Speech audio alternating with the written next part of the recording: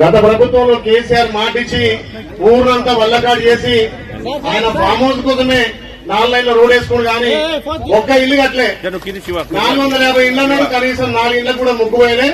మన గౌరవ ముఖ్యమంత్రి సహకారంతో, మా పెద్దన్న సీనన్న సహకారంతో ఇలా సొంతింటి కళ వాసాల మల్లిలో అరువులందరూ కూడా ఇందిరం మిల్లిచ్చి ఈ రోజే ముగ్గు వస్తున్న విధంగా ఇలా కార్యాచరణ అయింది. దానికి ఆగవని అన్నది బిడ్డ, నాకు ముగ్గు వస్తాను కూడా పైసలు ఇవ్వన్నది. అమ్మా నీకు నేను అప్పిస్తా అని చెప్పిన, 1,00,000 రూపాయలు ఇవ్వాలని ఇస్తే ముగ్గు వస్తూ మరి 1,00,000 రూపాయలు మా ప్రభుత్వం అకౌంట్ వేయగానే మళ్ళీ ఇస్తానది. మరి ఇస్తుందో ఏం చేస్తుందో ఆగమని తెలియదు.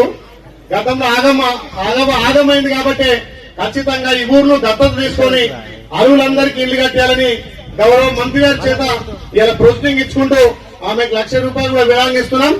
ఎవరైనా వాళ్ళ తరఫున పెద్దోళ్ళు ఆ 1,00,000 రూపాయలు తీసుకొని ఆ పీస్ పీట్ కట్టియాల్సిందిగా ఆగమా తీసుకో.